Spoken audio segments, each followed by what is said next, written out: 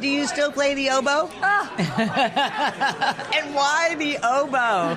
Because it's the sexiest of all instruments? An oboe requires some considerable dedication to play, and so therefore it's been a very, very, very long time since I played the oboe. If you picked it up, do you have a song that you know you could get through? No.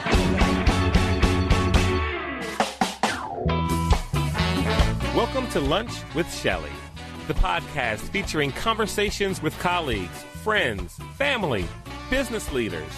At lunch, here's Shelley.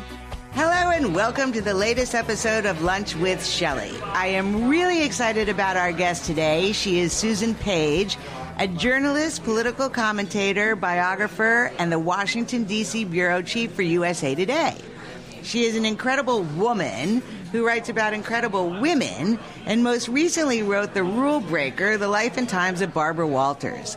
I devoured this book both as a hardcover and through audio. I have long admired Barbara Walters, so I reached out to Susan as soon as I learned about this biography, and I'm truly thrilled to have the opportunity to dine with her today. Of course, we're going to discuss a lot about the book, but we're also going to get to know Susan better too. As semi-quick background, Susan was born in Wichita, Kansas, is a graduate of Northwestern University's Medill School of Journalism, where she was editor-in-chief of the Daily Northwestern, and she has a master's degree from Columbia University Graduate School of Journalism, where she was a Pulitzer Fellow. Susan has covered 7 White House administrations and 11 presidential elections and interviewed 10 presidents. She was the first woman to serve as music chairman of the Gridiron Club show and was also president of the Gridiron Club in 2011, the oldest association of journalists in Washington. She was president of the White House Correspondents Association in the year 2000, and she has also served as chairman of the Robert F. Kennedy Journalism Awards and has twice been a juror for the Pulitzer Prizes. Susan was selected as the moderator of the 2020 vice presidential debate between Mike Pence and Kamala Harris, which I and millions of others watched, and is a frequent panelist on Fox News Sunday, This Week on ABC, Washington Week on PBS, and Meet the Press on NBC. She lives here in D.C. and is married to Carl Lubsdorff, a syndicated columnist and former Washington bureau chief for the Dallas Morning News. And he is someone for whom she wrote a truly lovely acknowledgement to him in her book. So he sounds like a wonderful help and just a wonderful person. Without further ado, Susan, welcome to the Lunch with Shelley podcast, and let's have lunch. Shelley, what a brilliant idea to have a podcast over lunch, because where do you have the best conversations with your girlfriends? I think so, too. It is over lunch. Sometimes over a long lunch, sometimes over a liquid lunch. Correct. In any case, I am delighted to be here to have lunch with you. Well, thank you. It's also very good for colleagues and new friends, but I already consider you a girlfriend, so you are in that category today. Of course, we're going to get to the book, but tell me more. Let's start with you. How did you get from Kansas to D.C.? I was born and raised in Wichita, Kansas, and in fact, maybe I should be embarrassed about this. I had not stepped foot outside of Kansas until I left Kansas to start my freshman year at Northwestern. Oh. And I grew up thinking that Wichita, Kansas was a big metropolis because Wichita is, as I'm sure you know, the biggest city in the state of Kansas. Right. So it was I grew up thinking that I came from a big city. And then I go to college in Chicago and I realized that no one else thinks I have grown up in a big city. So Chicago was a huge education, a wonderful place to go to college. And then Manhattan. And then then Columbia in Manhattan. Man, that was a trip. I get to New York to start my graduate studies, and I decide to get a sandwich. This is a 100% true story. And so I start walking down the street next to Columbia thinking I'll get a sandwich. And I go in the first place, and a sandwich is like $15. And I think, well, this is terrible. This must be for the tourists. No one would pay $15 for a sandwich. And I keep walking, and I discover that every place sold sandwiches for a sum that just seemed outrageous to me. So I finally broke down and got a $15 sandwich. Was it good? It was fantastic. Was it corned beef or something? I think it was corned beef on rye because it seemed like that should be That's my the first thing sandwich to do. in Exactly. New York. That's hilarious. So then what interested you in D.C.? Was it the journalism aspect of your work in Manhattan, or you're studying in Manhattan? You know, Shelley, do you have a big plan in life that you followed, like No. a 1-year plan, a 5-year plan, a 10-year plan? Well, no, I actually totally did not follow my plan, so no. So I've had a 1-day plan. Okay. And so each day seemed very interesting, and I got my first job at Newsday, working in the on Long Island, the newspaper on Long Island, working in the Ronkonkoma Bureau, which is now defunct. And I thought that was great. And then they had an opening in Washington, so I applied for it. And it wasn't some big plan or vision or whatever. I fell into something which I ended up loving, which is covering White House and politics. Yeah. Wasn't the Newsday building, wasn't there a big building in Arlington or No, that's City? USA Today, that big building Yeah. across the river. Yeah. Yeah, but no more. Yeah, I know, because I haven't thought about it or seen it in a while. Yeah, it was really impressive, Yeah, I guess. it had USA or Today iconic. on the top Yeah. and Gannett on the top. Yeah, Yeah, you could see right. You could see it when you flew in. Right. But the USA Today then moved out to McLean, Virginia, and even that building is no longer our headquarters. Wow. Where's your headquarters? Well, our headquarters are now in New York City, and our Washington bureau, which is where I work, has gotten bigger and bigger. So where do you go? Do you go to work, or now is it like a mixed? I do a hybrid. I believe we call it a hybrid. Right. Yeah. So I try to go in every week for a day or two. But I'm gotta say, I love working at home. Yeah, I know. I mean, it's addictive. I've had my own company for over 20 years, and in the beginning, someone told me, which stuck in my head, he said, it's social suicide for you to work out of your house. And for someone who likes to lunch, I was thinking, he's sort of right, although I'll keep coming to lunch, but I always had an office downtown, but it was very difficult for me to have 2 offices because nothing is ever in the right place. So I work from home quite a bit, and then at COVID, everybody got the bug. And it's now possible. We found out we could put out a newspaper every day with everybody working from home, right, during COVID. Right. And there are some disadvantages to working from home, no question. Thank you. My lunch just arrived. And describe what it is, or say what it is. Beautiful green salad and ahi tuna Thank you. with a nice sesame crust. Now your lunch looks Mine very looks fancy. gorgeous. I'm splurging with the lobster salad with grapefruit and lettuce. I don't know what else is in here, but it looks absolutely gorgeous. And Cleavon, what are you having? I have the turkey burger with string fries Yes, and guac. and guac. I think Just to note, no surprise that it's the man at the table who has having a the giant burger. pile of yeah, French right, fries. and French fries. I think that you have had this before Yeah, because you I were have. thrilled that there was guacamole on it. It Yes. was very astounding. I remember that. Yeah. Okay. Well, anyway, yes, you can put a newspaper out by not even going in. But you lose something. Right. You lose the interaction. You lose some spontaneity. I think it's hard. I think it's hard for kids who are kind of starting out in their first job not Yeah. to be around more senior journalists that they can get coaching from or ask a question of. But there's some definite advantages too, like not having to put on shoes, My God. not having to spend any I time could commuting. go further than that, Yeah. right? I'm sure that the people really want you to, the people as in the younger people or any of your staff, I'm sure that they really want you to come in to So, see your yeah. face. And I want to see their faces too. Right, Right. right. Because it's the bad thing about about working from home is it can be kind of lonely. Right. And I mean, in the name of efficiency, you lose some human interaction. Right. And spontaneity. And the other thing is, it's sort of like reading a newspaper as opposed to the web. And here's something on the internet. So when you read a newspaper in print, you run across things you wouldn't ordinarily read, right? Because it's serendipitous. Right. But when you're reading a news site on the internet, you're more likely just to click on the stuff you know that you're Correct. interested in. And so working is a little like that. When you work from home, you do only the things you know you need to do. You go into the office and some surprising things might just occur to you. Right. I think that is a fantastic analogy because I am one of the few people, and I mean this in a good way, but I get the Washington Post by paper. And my husband devours it during the week, and I read it on Sundays. And then, but I can tell what's in it during the week. But it's a totally different experience reading the paper. It is. We take the Times and the Post. We used to take 5 papers. Before. Right.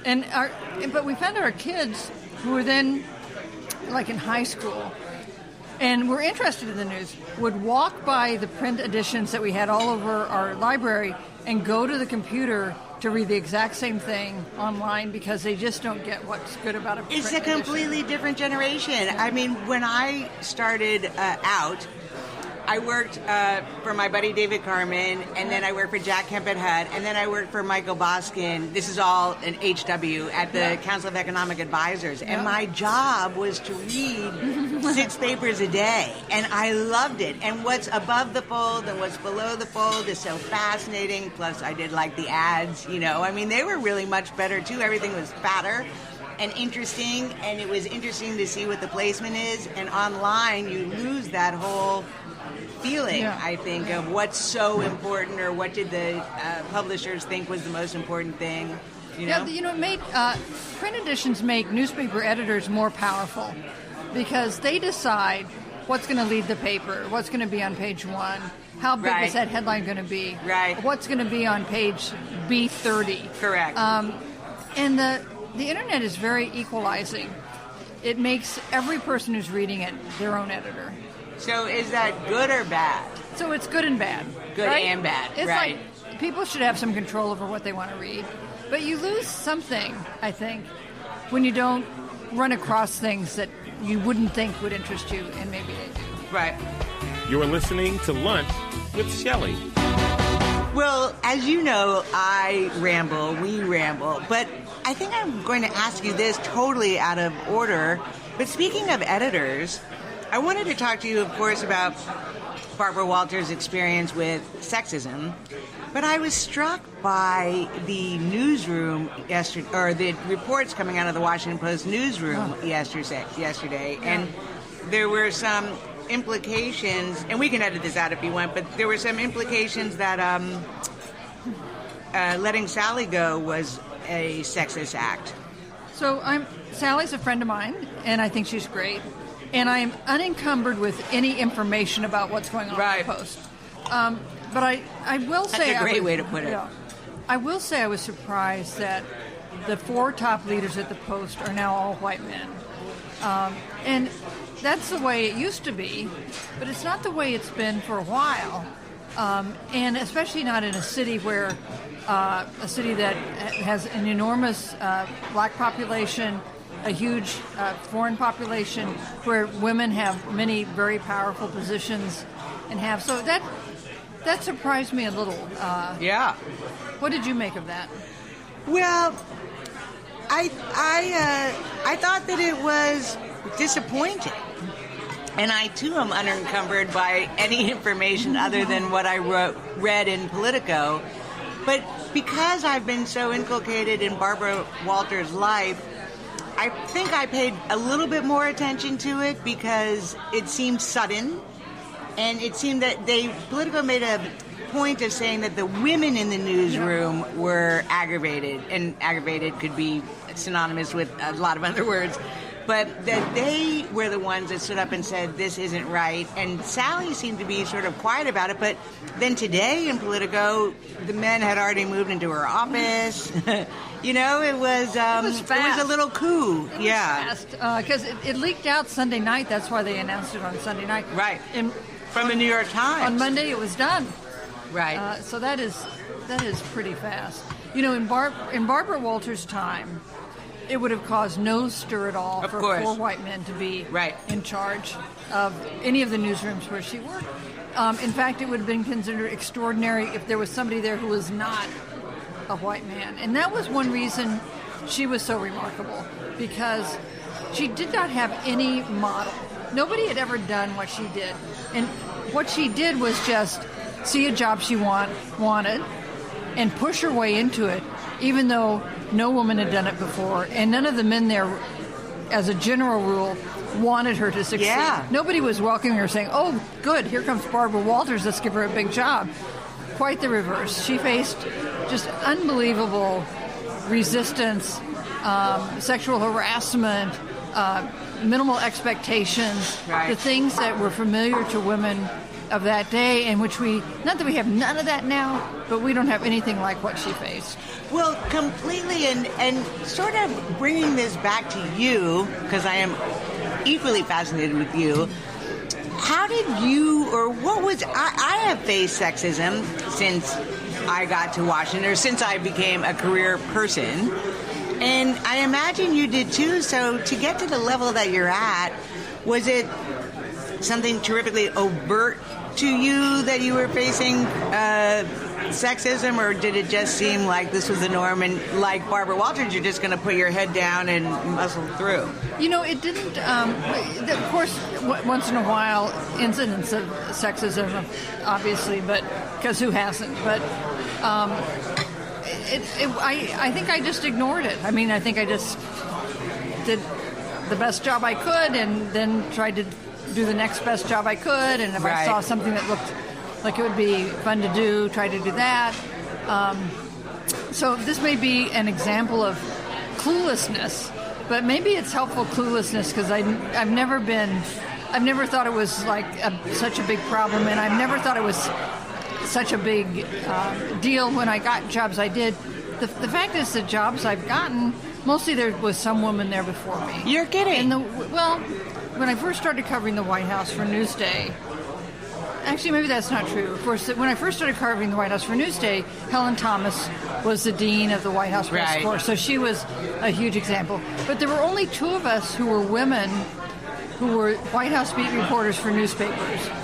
And that was me and Ann Devroy, who worked for the Gannett News Service and then worked for the Washington Post. And I started covering the White House with Reagan, and the Reagan folks could not keep Ann and me separate. And this was true of the... You mean they kept calling you guys the wrong name? Exactly. Hilarious. And that was true also for the Bush administration that followed. It was like, there were only two of us. Couldn't you keep us straight? But apparently we were so... It's not that we looked so much alike, but anyway... It was sort of like white noise women. Exactly. Yeah. So one time I was covering a news conference with George H.W. Bush, in which he called on me and then called me Ann. Oh, gosh. And I ignored it because the president doesn't need to know my name. Right. And I asked him a question, and he then used Ann in his answer like 4 times. Well, Ann, I think this, and well, Ann, blah, blah, blah. And every time he said Ann, the room started to giggle, right? Because everybody else knew that I was Susan and Ann was Ann. And when Bush left the podium and left with Marlin Fitzwater, who was the press secretary then, he said to Marlin, "Why were they laughing?" Oh, no. And Marlin said, "Well, it's Susan, not Ann." Oh. And Bush sent me a wonderful, amusing little apology note the next day. Oh, that's great. There was another time that when I was married to Carl Lubsdorff, and who was also covering the White House for the Dallas Morning News. And when we went on White House trips and we were both on the trip, we would stay in the same hotel room, right? Not remarkable. So he was on a trip that I didn't take, a White House trip, and he checks into his hotel room and he opens the door and there's Ann Devroy. They've booked Ann Devroy in the same room as Carl, because apparently whatever woman who's covering the White House... They just can't get it straight. Yeah, that is hilarious. Let's talk a bit about her father, Lou Walters, and the impact that he had on both her professional and personal life. I thought he was a really interesting character in the book, and also an important person in her life. Character is exactly the right word for Lou Walters, right? He was a short, kind of dapper guy, not particularly handsome, but had a real style. He had started out booking vaudeville acts, which gave him training in figuring out what people wanted to hear or see. And then he became one of the great impresarios of his generation. He founded nightclubs in Boston and Miami, and then in New York, the Latin Quarter, which became one of the biggest tourist attractions in New York. But the thing about Lou Walters was he would be hugely successful, and the family would move to a penthouse overlooking Central Park. Right. And then he would gamble it all away. Right. And they would be broke. He would have this enormous success with the Latin Quarter, and then he would make unwise investments in other nightclubs or Broadway shows, and they would be bankrupt. You have children, and so do I. This is not a recipe for a secure, stable kind of childhood, right? Right. Because you're richer than anybody, and then you're broke. So that was what that taught Barbara that she never forgot. The lesson it taught Barbara that she never forgot was that you can be as successful as anything, and it could all disappear. You could be rich and famous today, and tomorrow you'll make a misstep, and it will evaporate. And that gave her an insecurity she never lost, and it meant that she never relaxed. She never felt like, this is enough, or I have arrived. Yeah. She always felt like, I have to do better tomorrow than I did today. Was it a drag, and I wish I could come up with a better word than that, but was it disappointing for you that you never got to interview Barbara for the book? Have you met her before? I've never met her. I started the book knowing that I wouldn't be able to interview her because her health by then was pretty fragile.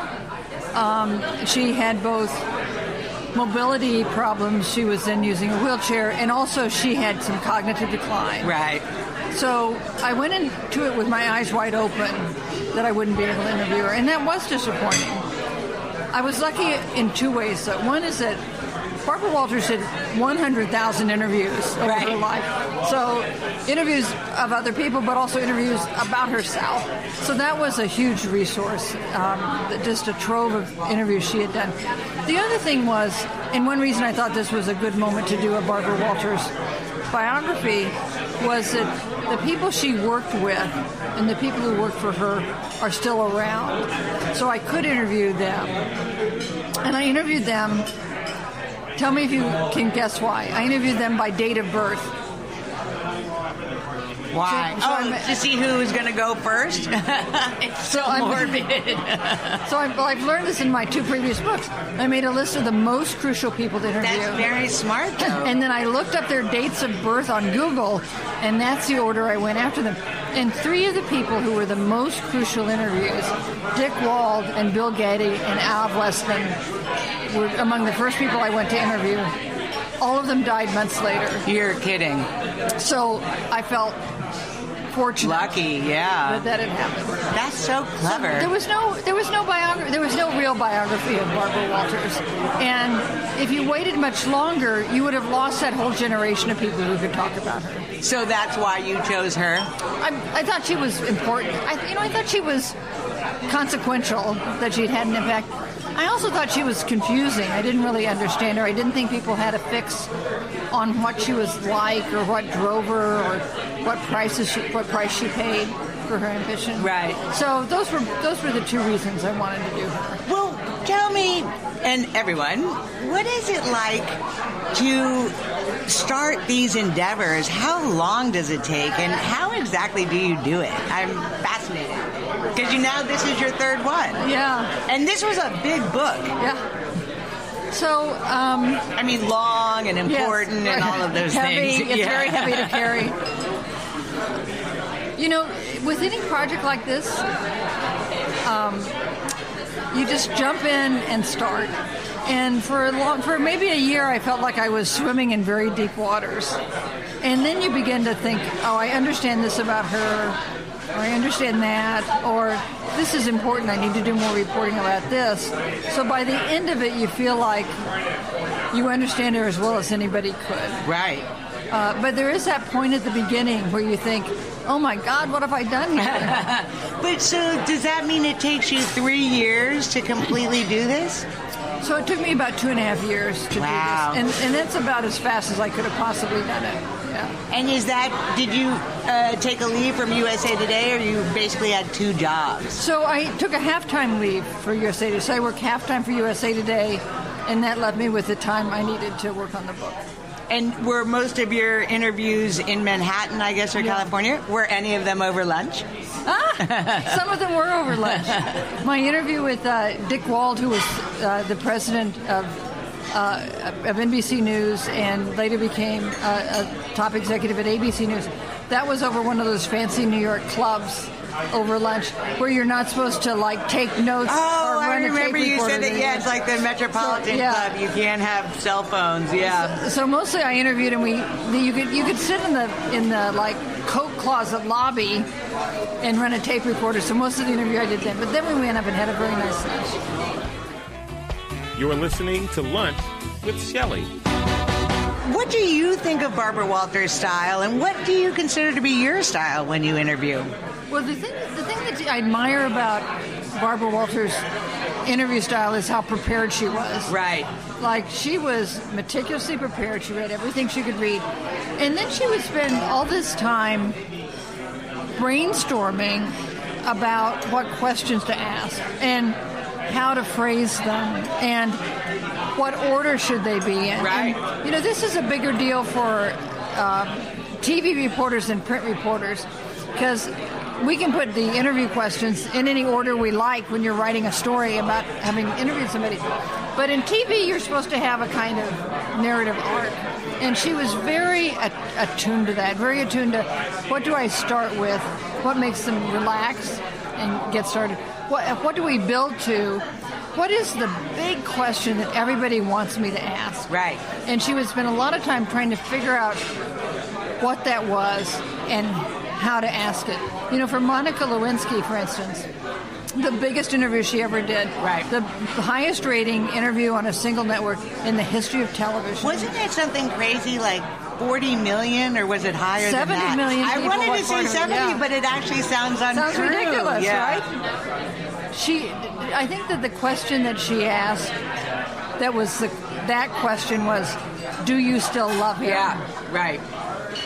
And as it turned out, I got a hold of some material that Monica Lewinsky's team had pulled together on questions Barbara might ask. So this was preparation before the interview. Right. For what will she ask? And one of the questions they predicted she would ask was, do you still love him? And they really practiced that with Monica, which was a good thing because the first time she answered it, she said, yes, I still love him. And they said, you can't say that. Yeah. And so she worked out a more thoughtful, nuanced response to that question. I thought that chapter, everything in this book I just adored, but that chapter was so interesting, A, because of the get, and it took her over a year to get the get. B, there were recognizable characters in there, one of whom was Tucker Carlson's father. DC is such a small world, which is a lot of what we were talking about last weekend. And C, I thought it was really funny because when she does do the interview, finally, and it was 465 days or something until, the ask, she apologized to Hillary and Chelsea, and then her mother called to say deleted, and she had this temper tantrum. She had a temper tantrum on the set. Now, this wasn't on the air. Right. It was on the set. Two people. I thought it was a good idea that she did that. Two people, and it was one of the big moments in the interview. Right. Two people told me about the tantrum who had seen it. And I think the reason it struck them was she seemed pretty poised during this interview, but the tantrum showed how young she was. Yeah. And how vulnerable she was in some ways. It was like a side of her that we maybe lost a little bit of in the other parts of the interview.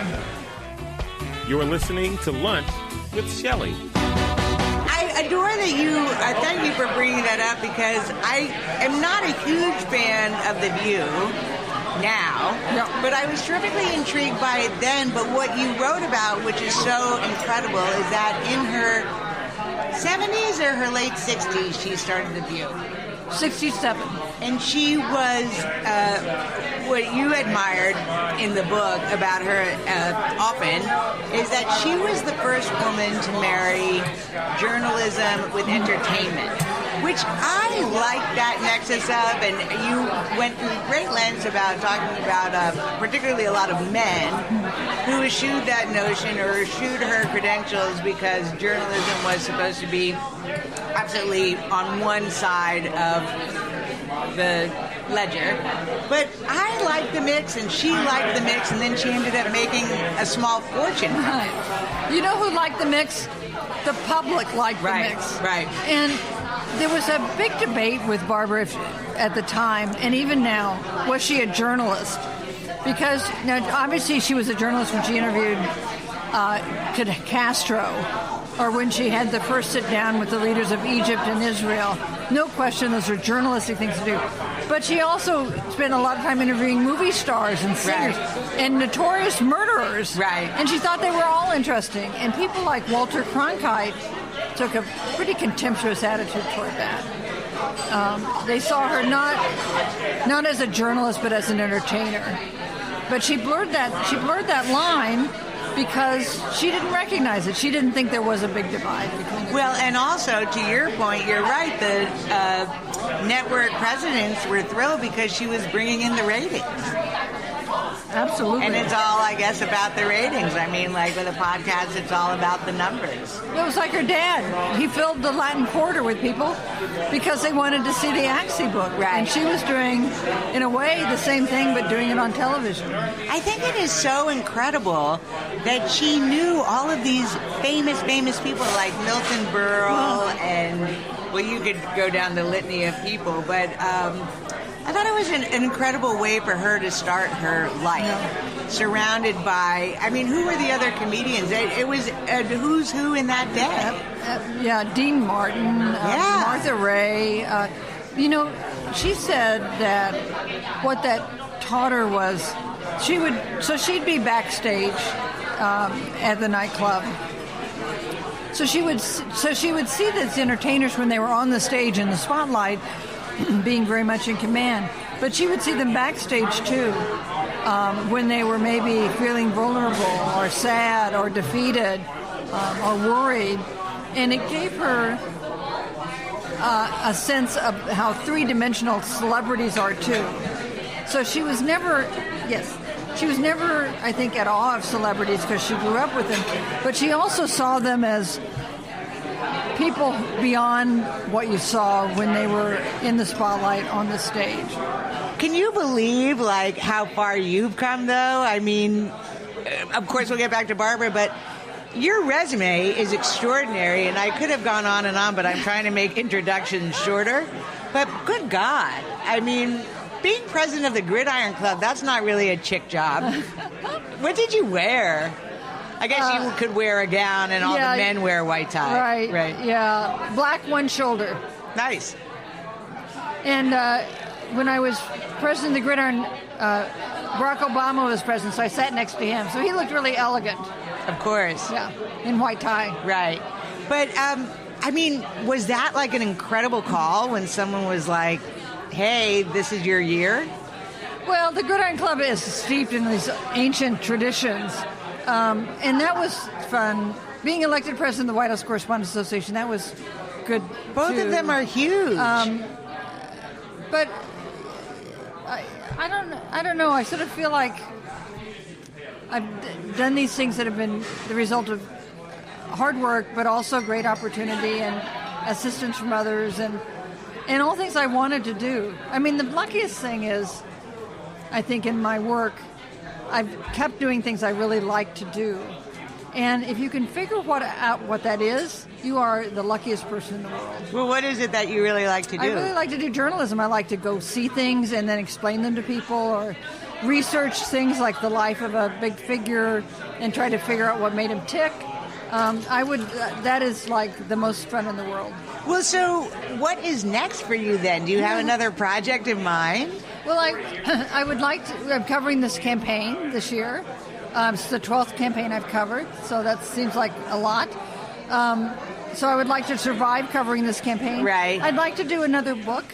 And so I ask everyone I meet if there's somebody interesting they'd like to read a book about. Oh.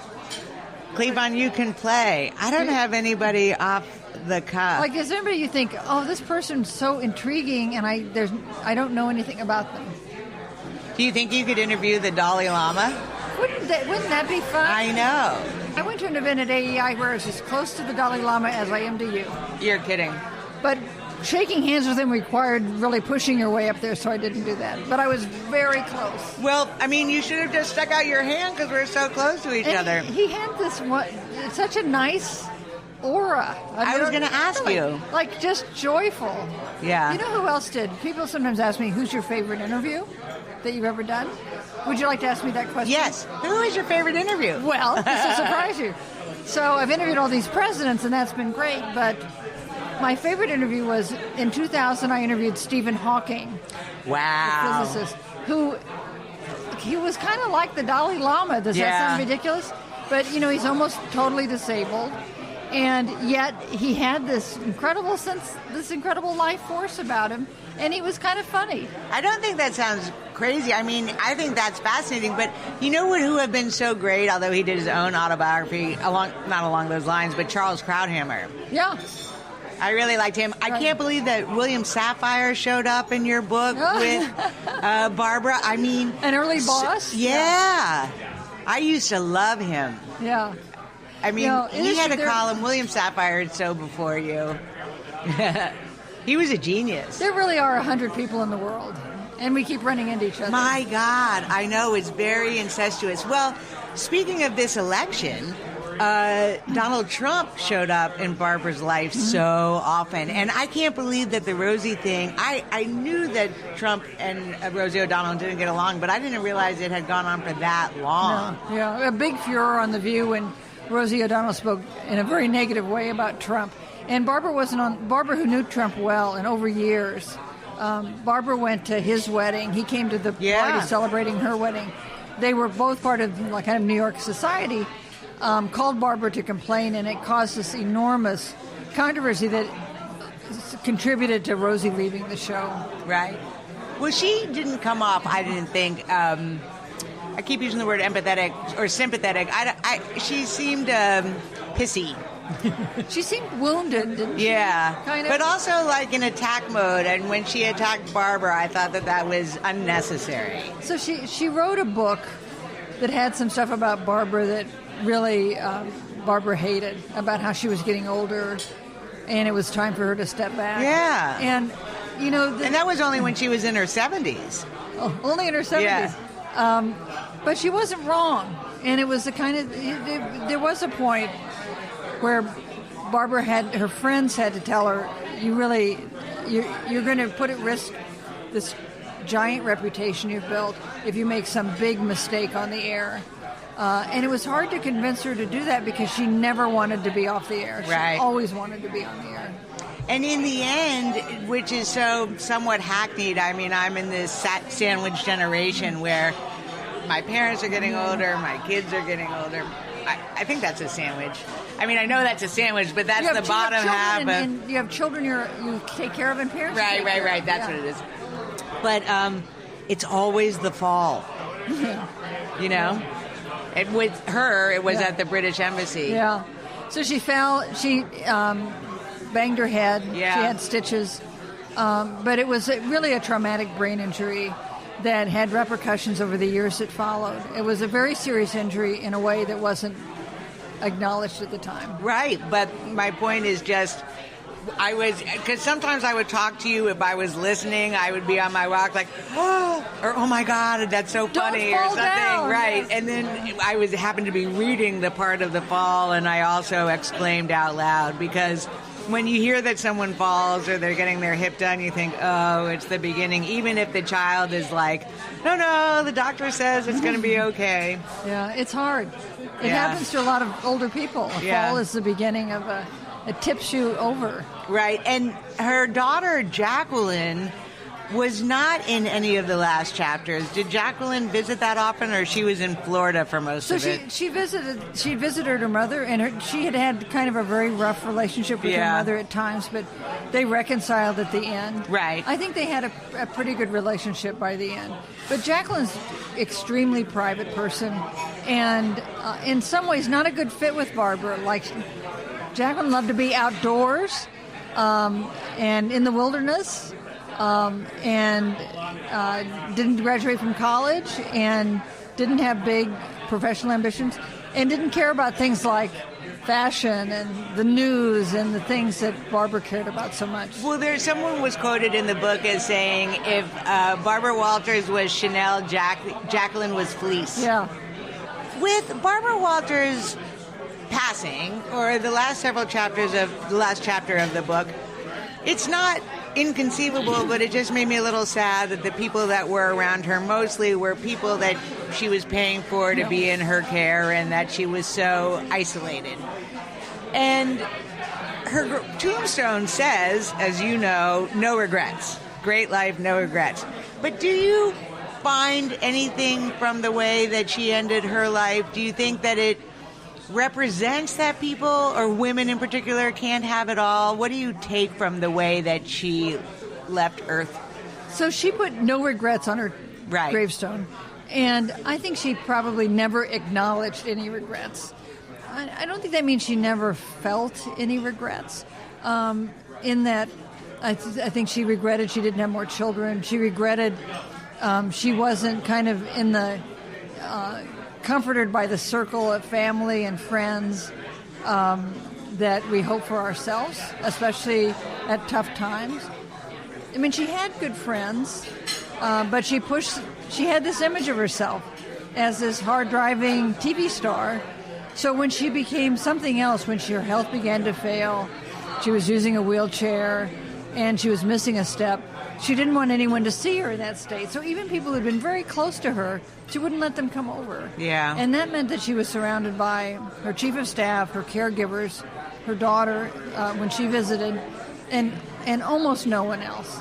And maybe Barbara didn't regret that, but I think anybody reading this would think, I would regret that. Right. That isn't the end I want for myself. Well, because it was so fabulous and hollow at the same time, because she had that corridor with pictures that you would kill for. And by pictures, I mean signed autographs from tout le monde, everybody in the world that you could possibly imagine interviewing.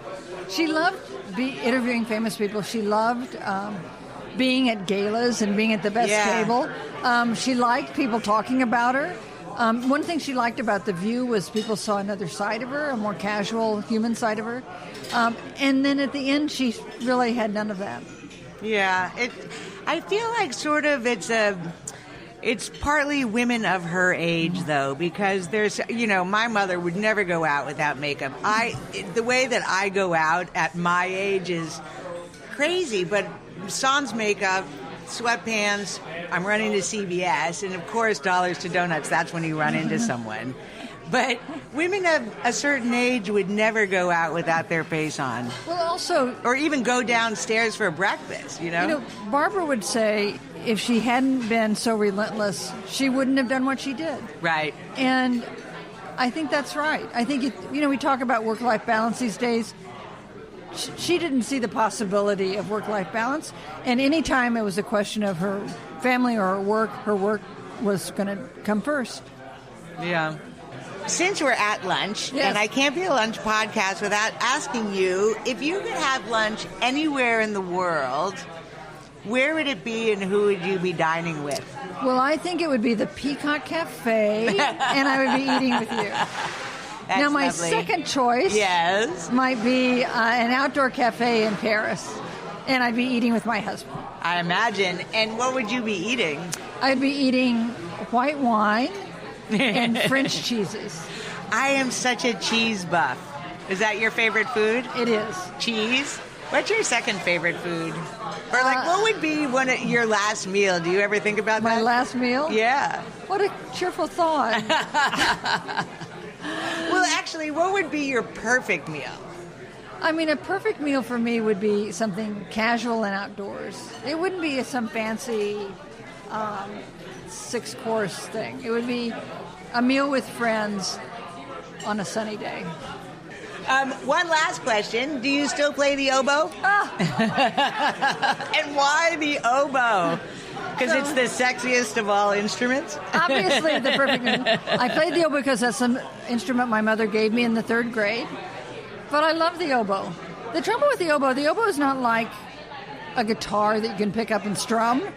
An oboe requires some considerable dedication to play, and so therefore it's been a very, very, very long time since I played the oboe. If you picked it up, what would you play? Like, do you have a song that you know you could get through? No.